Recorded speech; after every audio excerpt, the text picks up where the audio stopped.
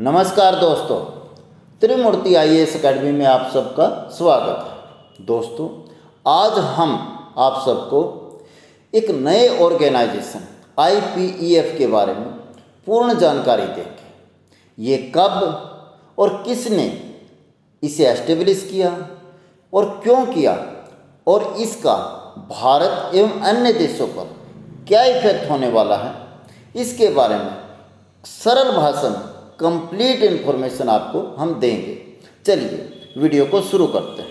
दोस्तों, 23 मई 2022 को क्वाड की समिट के दौरान, जो कि जापान की राजधानी टोक्यो में हुई थी, अमेरिकन प्रेसिडेंट जो बाइडेन के द्वारा या उनके इनिशिएशन के द्वारा एक नया organisation IPEF means Indo Pacific economic framework for prosperity, हिंद प्रशांत आर्थिक फ्रेमवर्क को शुरू किया गया।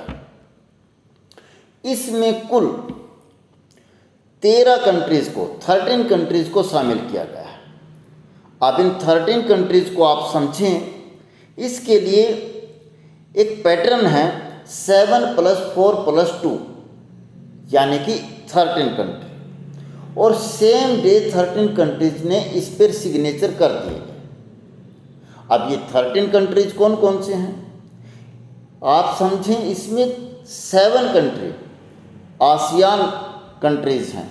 ASEAN means association of south east Asian countries, यानी कि वो ऑर्गेनाइजेशन जो 1967 में एस्टेब्लिश हुआ था और उसमें 10 मेंबर हैं।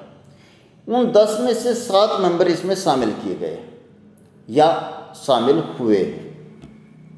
ये 7 कंट्रीज हैं: Brunei, Indonesia, Malaysia, Philippines, Singapore, Thailand और वियतनाम। अब इसमें से 3 कौन से कंट्री हैं जो शामिल नहीं हुए? नंबर 1 म्यांमार, जिसे हम बर्मा भी कहते हैं, सेकंड कंबोडिया और थर्ड लाओस। दोस्तों, ये तीनों ही कंट्री चाइना के इन्फ्लुएंस वाले कंट्री माने जाते हैं। नेक्स्ट 4 इसमें जो 7+4 है, 4 क्वाड कंट्रीज हैं। क्वाड हम सब जानते हैं, अमेरिका, भारत, ऑस्ट्रेलिया और जापान, एंड 2 अदर कंट्रीज हैं, साउथ कोरिया और न्यूजीलैंड। नेक्स्ट, अब हम इसके मोटिव्स की बात करेंगे। दोस्तों, मोटिव्स को बहुत ज़रूरी है समझना, और बहुत इम्पोर्टेंट कंसेप्ट ही मोटिव्स का है। मोटिव्स को मैं मोस्टली 2 पार्ट्स में डिवाइड करता हूँ, 1 फॉर्मल और सेकंड इनफॉर्मल, या फिर मैं इसको डायरेक्ट और इनडायरेक्ट भी कह सकता हूँ। सबसे पहले फॉर्मल मोटिव्स के बारे में हम बात करेंगे। 4 मोटिव्स इसमें रखे हैं। First, infrastructure project, clean energy, renewable energy और कार्बन रिमूवल, यानी कि सबसे बड़ा जो काम इसमें एम्फसिस किया गया है वो है इंफ्रास्ट्रक्चर प्रोजेक्ट पे, यानी कि आधारभूत उद्योगों को एस्टेब्लिश करना और इन सभी कंट्रीज में बड़े बड़े उद्योगों के साथ जोड़ना। Second, digital economy means digital economy का और एक्सप्लेन करना और आगे विस्तार करना, यानी कि कैश के चलन को कम करना। मीन्स इसमें एक और चीज़ आ जाती है, एंटी करप्शन को, ये एंटी करप्शन मेजर भी है। इसमें कॉरपोरेट अकाउंटेबिलिटी को भी ऐड किया गया है। Next, supply chain management. ये सबसे इम्पोर्टेंट कंसेप्ट इसका यहीं पर है, सप्लाई चेन मैनेजमेंट को। मीन्स मैन्युफैक्चरिंग हब एक जगह न करके डिफरेंट जगह पर मैन्युफैक्चरिंग यूनिट्स को एस्टेब्लिश करना। एंड लास्ट है fair economy to deeper economic engagement in the region. Definitely digital economy होने से फेयर इकोनॉमी हो ही जानी है। और नेक्स्ट कंसेप्ट क्या था इसमें? Economic engagement in the region. इस क्षेत्र में आर्थिक गतिविधियों को बढ़ाना। अब हम थोड़ा सा इनफॉर्मल मोटिव्स पे चलेंगे। इनफॉर्मल मोटिव में चलने से पहले थोड़ा आप समझें इस चीज़ को। सारा मोटिव इस इनिशिएशन का यही है कि आज के समय में चाइना वर्ल्ड में सुपर पावर बन गया है और वह सभी देशों को किसी न किसी मीडियम से चैलेंज कर रहा है। वह अमेरिका को चैलेंज कर रहा है, यूरोप को चैलेंज कर रहा है, एशियन कंट्रीज़ को चैलेंज कर रहा है, जापान को कर रहा है, भारत को कर रहा है। सभी के साथ डिफरेंट एंगल से चैलेंज कर रहा है। और इसी चैलेंज पे अब हम कहें कि वर्ल्ड में सबसे ज़्यादा मिलिट्री अमेरिका की है, नहीं, इसमें चाइना अमेरिकन की आर्मी को टक्कर दे रहा है या लगभग उससे आगे। दूसरा हम कहें कि नेवल में भी चाइना अमेरिका को टक्कर दे रहा है। अब इसी रोक को, इसी काट को करने के लिए ये इनिशिएटिव लिया गया है।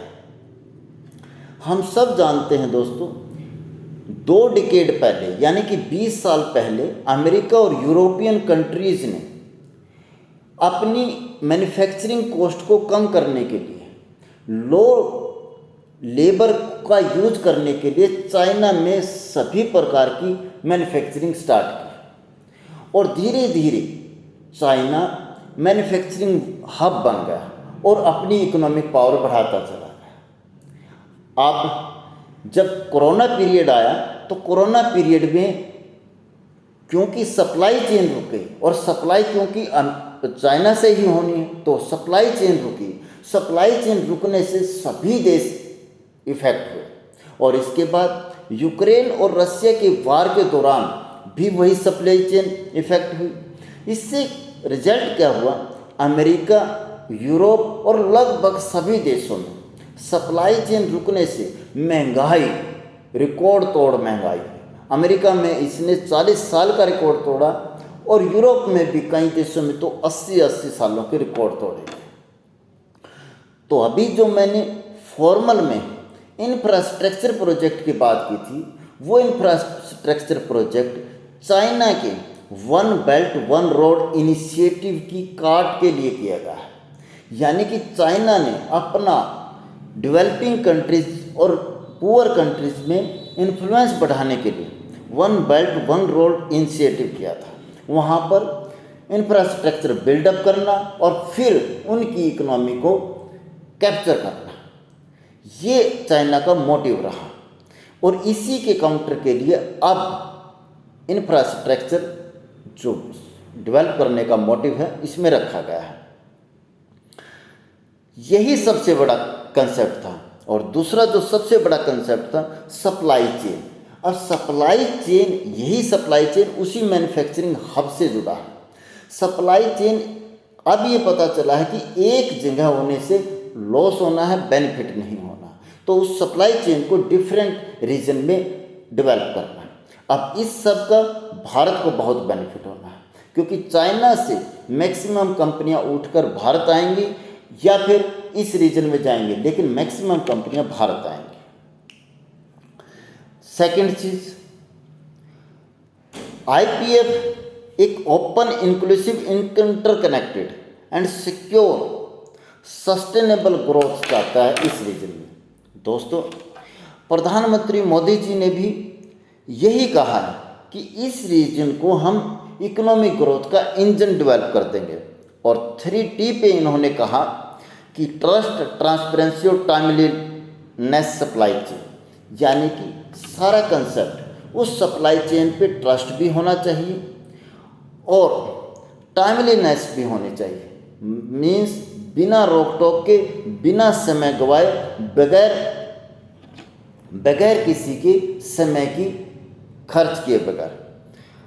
और 3P का भी यहाँ पर बातचीत भी की गई, progress, peace and prosperity. Means इस व्यापार से प्रोग्रेस भी होनी चाहिए, पीस भी होनी चाहिए और प्रोस्पेरिटी भी होनी चाहिए सभी देशों में। अब पीस और प्रोस्पेरिटी की बात ये है कि जब हम चाइना से एक जगह सप्लाई चेन करते हैं या मैन्युफैक्चरिंग हब बनाते हैं तो वहाँ पीस ना होकर उसका कुछ और ही बन जाता है, इसीलिए इसको इनिशिएट किया गया है। अब मैं थोड़ा सा इसके बैकग्राउंड में जाना चाहें तो इन्हीं रीजन में, इंडो पैसिफिक रीजन में और भी कुछ ऑर्गेनाइजेशन बनाए गए थे। जैसे 2015-16 में TPP, ट्रांस पैसिफिक पार्टनरशिप, जिसमें 11 मेंबर शामिल किए गए थे, जो आज के समय में नॉट फंक्शनल है।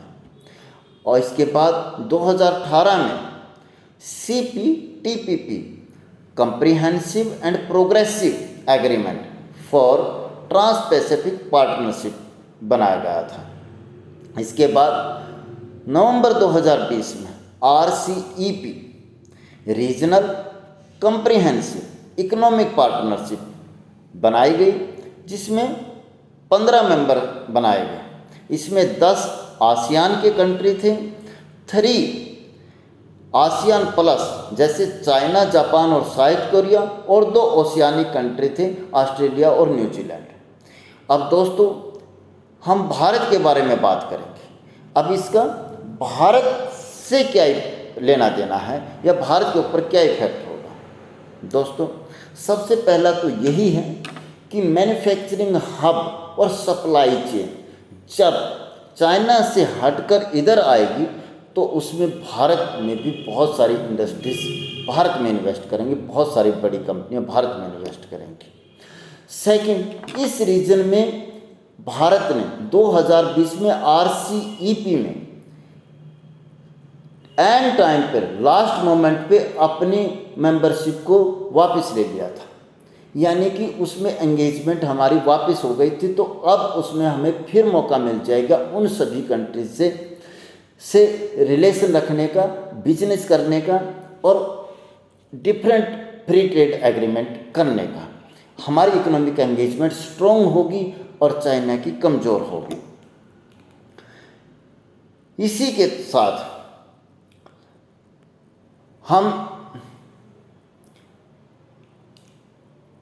हमने जो एक ही कंट्री के ऊपर रिलाई किया हुआ था, मैक्सिमम चाइना से हम इंपोर्ट कर रहे थे, और हम सब जानते हैं कि चिप की शॉर्टेज बहुत बड़ी हमारी इंडस्ट्री को इफ़ेक्ट किया।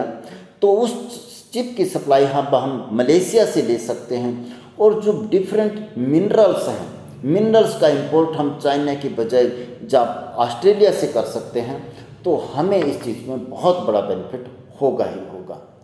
और क्योंकि सिर्फ एक ही कंसर्न रहता है, क्योंकि ये इनिशिएशन अमेरिका के लिए हुआ है, अमेरिका के द्वारा हुआ है और अपने इंटरेस्ट के लिए होगा, हमें सिर्फ वहाँ ये ध्यान रखना है कि ये ऑर्गेनाइजेशन उनके इंटरेस्ट में ना होकर हम सब के इंटरेस्ट में होगा, तो देश को बहुत बड़ा बेनिफिट होगा और हम एक सुपर इकोनॉमिक पावर या फिर अपने देश को मैन्युफैक्चरिंग हब और अपने एक्सपोर्ट को एक इकोनॉमिक ग्रोथ का इंजन बनाने में सफल हो जाएंगे। दोस्तों फिर भी इस सब के बारे में आप सबका क्या कहना है, इसके बारे में कमेंट्स करके ज़रूर लिखें। यदि वीडियो पसंद आई हो तो लाइक, शेयर और कमेंट्स अवश्य करें। धन्यवाद। जय हिंद, जय भारत।